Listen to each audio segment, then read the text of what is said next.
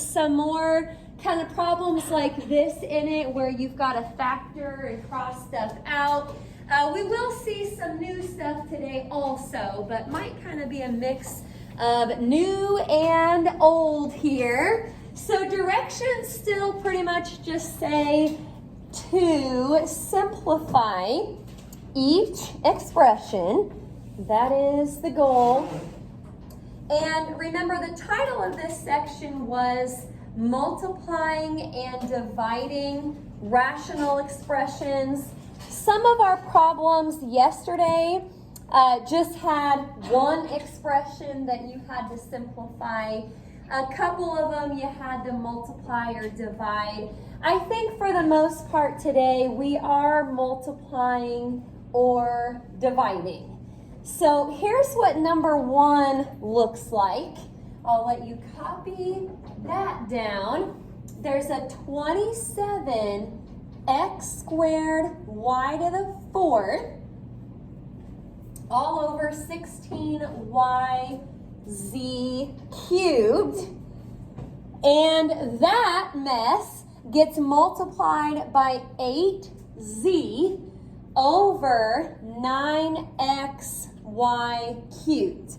If you want to make sure your z's don't look like 2's, put a little line through there if you want. So that's a z, not to be confused with a 2. Sometimes they look the same. So here is something that is different than what we were doing yesterday. With yesterday's problems, we had some sums or differences in here that we had to factor. So there was plus signs, minus signs, we factored, we crossed stuff out. Well, we are going to cross some stuff out here, but there's really no factoring involved on this problem. And again, the reason I know that is because there's no plus signs, there's no minus signs. It's just a bunch of stuff getting multiplied together. So I'll probably go ahead and kind of look at those diagonals, sort of like what we were doing yesterday. And again, it's not exactly the same. We're not really crossing everything out like we were doing on some of them yesterday. We're more just reducing the diagonals. So it doesn't matter which one you look at first. I'm just going to go with this diagonal right here. And you kind of want to look at just one thing at a time. So look at the numbers first. When you're done with those, look at the x's. When you're done with those, look at the y's. You can kind of just go in order. So I'm looking at the 27 and the 9. What's the biggest number that you could divide 27 and 9 by? 9. So let's do that. 9 divided by 9 is just 1. And then 27 divided by 9 is 3. So we're reducing our diagonals. Now I'm going to go ahead on to the x's right here. Sometimes the variables are a little harder to think about, but this is just x, and that is x squared. What's the biggest x that you could divide x and x squared by? Yeah, just x. So x divided by x is just 1. I'm not even going to put the 1 there because it probably won't matter. And then x squared divided by x is still going to leave you with x. The biggest x that you can divide those by is x. Okay, and then moving on to the y's, what's the biggest y that we could divide y cubed and y to the 4th by? We can go a little more than just y here. There is a y in it, but it'll be y cubed. We could take both of those divided by y cubed. That again would just kind of drop out. Technically it's a 1, but I've already got a 1 down there. And then y to the 4th divided by y cubed is just y. It's kind of like finding the GCF in a way. That's what you think about when you decide what to divide by. It's sort of like finding the GCF. Now let's look at this diagonal. 8 and 16. Obviously you could divide both of those by 8. That would just be a 1. That's going to be a 2. Now if you just look at the diagonal, which is what I'm looking at right now, this has a y down here, but there is no y over there. So I'm going to skip over the y for just a minute and then move on to the z's. This is z, this is z cubed. What's the biggest z that we could divide those by?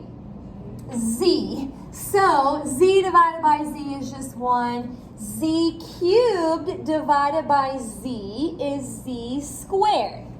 Now I'm going to go ahead through here and just kind of put this back together because it's looking pretty messy right now. Now remember, multiplying fractions, you just go across the top and across the bottom. So I'm going to just kind of circle all the stuff I have on top here.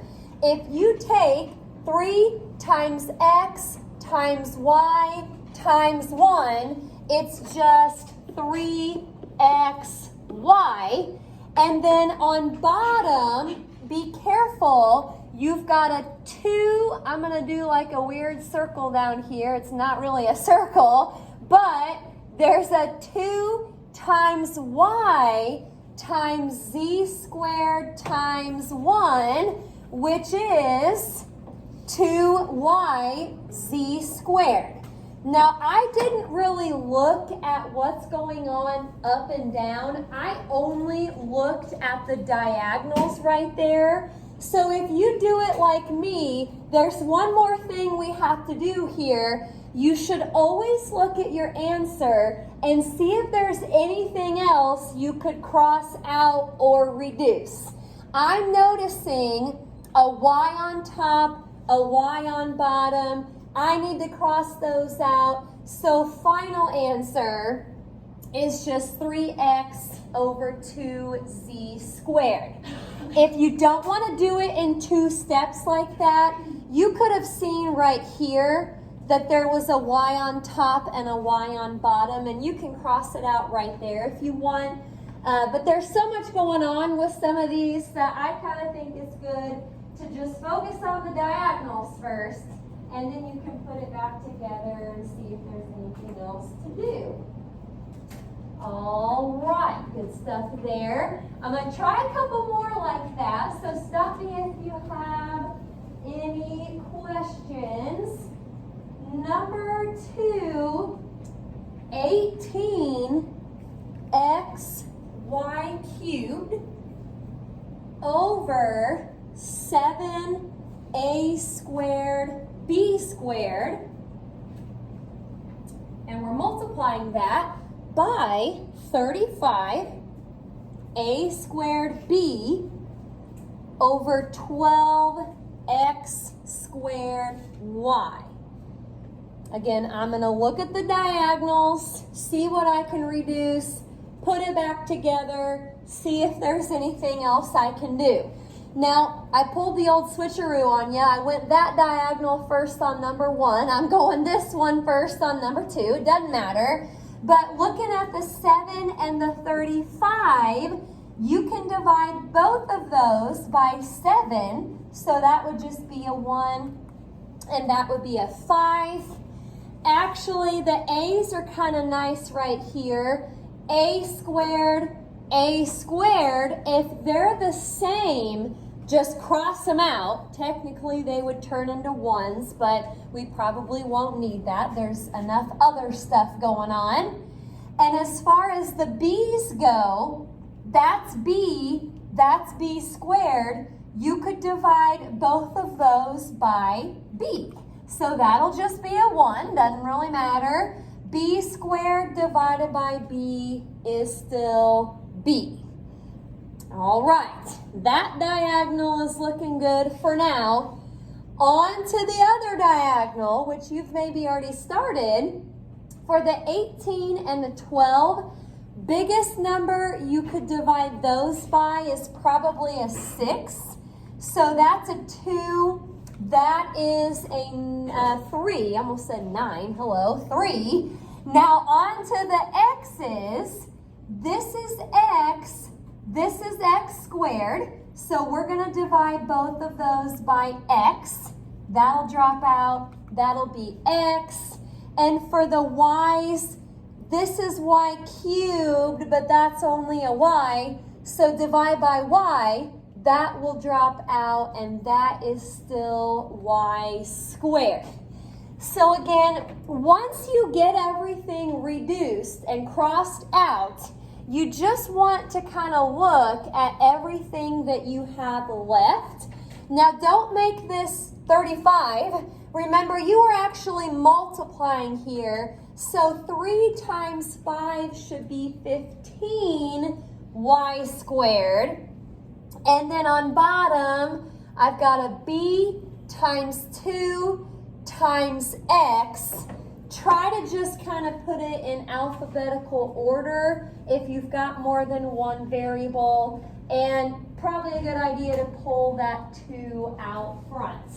If you look at the top and bottom of that answer, there's nothing else in common. So that is all we can do with example 2. Okie doke. Any questions so far? I think I've got one more kind of similar to these here. Big difference though. I said it's similar, but there is a pretty big difference. It's dividing 80 y to the 4th over 49 v to the 7th z to the 5th divided by 25 y to the 5th over 14 v to the 5th z to the 12th.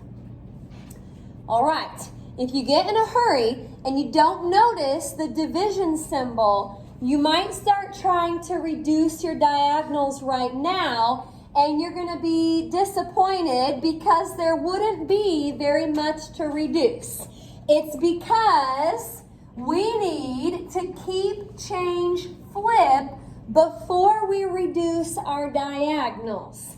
Okay, the diagonals are going to change when you keep, change, flip. So keep the first fraction the way it was, change it to multiply, and then flip the second fraction. Okay, that is much better. We can work with that. Okay, so whichever diagonal you want, it doesn't matter. I went with, I think, the 14 and the 49. I'm going to divide by 7 on this diagonal. So 14 divided by 7 is 2. 49 divided by 7 is 7. Okie doke. With the v's, this is v to the 5th, this is v to the 7th. If the variables are still kind of confusing for you, as long as they're on the diagonal in both places, you're basically always going to divide by the smallest one. This is v to the 5th, this is v to the 7th.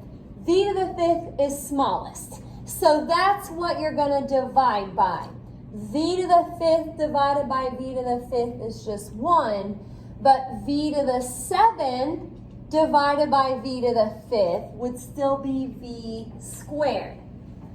Okay, and then same idea with the z's. As long as you have them in both places, just divide by the smallest one. That would be z to the 5th here. Z to the 5th divided by z to the 5th is 1. Z to the 12th divided by z to the 5th would be z to the 7th. You subtract your exponents when you divide. Okie doke. Now this diagonal here, we can probably just divide by 5, I think. 25 divided by 5 is 5. 80 divided by 5 is 16. And then for the y's, it looks like we can divide by y to the fourth. So that's just going to drop out, and that will still be y.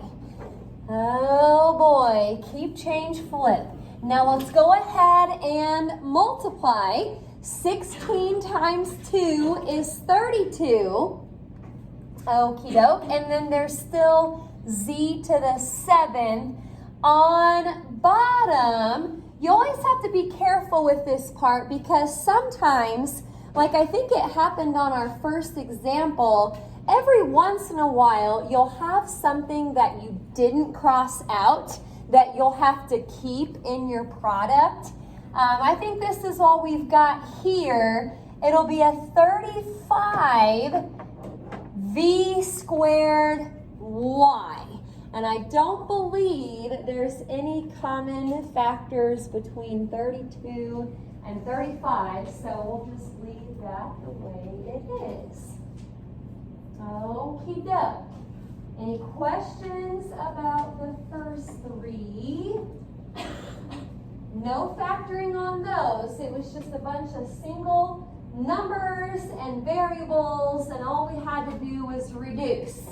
Now we're going to finish our lesson here with, I think, a few examples where we are going to have to factor. How do I know that? Look at all the plus and minuses. These are not just single numbers or variables. You've got stuff being added or subtracted. That's when I know to factor. Okie doke. So x squared minus 6x minus 16 over x squared minus 16x plus 64. Multiply that by x minus 8 over x squared plus 5x plus 6. Just like yesterday, we are going to factor everywhere we can. And I see on top here, for the first fraction, we can do this. You'll set up a couple parentheses. Signs should be different. And I think all of this here will be nice factoring, so that's good. Two numbers that multiply to negative 16 add to negative 6. Yeah, the 2 with the plus, the 8 with the minus. Now the bottom of the first fraction can also be factored. So let's go ahead and do that. We're going to want x times x. Signs are both minus though. So two negative numbers that multiply to 64 and add to negative 16. That would be negative 8 and negative 8. Well, top of the second fraction, it does not look like we can do anything else to that. It's just x minus 8. But the bottom, you can do an x plus 3 times x plus 2. Or maybe you put the 2 first and then the 3. That does not matter. Okie dokie. Well, the fun part, x plus 2, x plus 2. X minus 8, x minus 8. Remember from yesterday, you can cross out on the diagonals. Also, you can eliminate common factors up and down. There just so happens to be another x minus 8, x minus 8. Now, this is where I always regret saying that everything drops out. It kind of looks like everything drops out on the top, but remember, if that happens, you'll still want to put a 1 there. Technically, we were dividing all that stuff by itself, so anytime that happens, you'll just get back a 1. Okie dokie. Any questions on number 4? Gonna do just 2 more here, I think, so hang with me. This is the second part of A4. I'll print the rest of the notes here for you in just a second. So number 5, 2d plus 6 over d squared plus d minus 2 divided by d plus 3 over d squared plus 3d plus 2. Okie doke. Now if you want to start factoring, that's fine, but keep in mind this is division. So you're going to have to keep change flip before you start to cross anything out. I like to do that right off the bat because if not, I'll probably forget to do it later. So I kept the first fraction, changed it to multiply, and then flipped the second fraction. Now I'm going to start to search for everything that I can factor. Okie dokie. Well, actually on top here, 2d plus 6, what could I do with that? Yes? Oh, you can do a d. Wait, never mind. Yeah, it's okay. I'm thinking the same thing maybe here. What you can do on top is just pull out a 2. So that'll leave you with d plus 3. Those are your leftovers. Now on bottom, d times d is d squared. Signs are different. 2 numbers that multiply to -2, add to +1. That'll be a +2 and a -1. And then for the second fraction, you can't do anything on bottom, but you can factor the top. So like a d plus 2 times d plus 1, or you could put the 1 first and then the 2, doesn't matter. Okie dokie, bottom is still there. So d plus 2, d plus 2, d plus 3, d plus 3, and it looks like that's all that we can do. Now you do have a 2 on the top part along with a d plus 1, so you don't have to distribute. You can just leave it like that, and then it's all over d minus 1.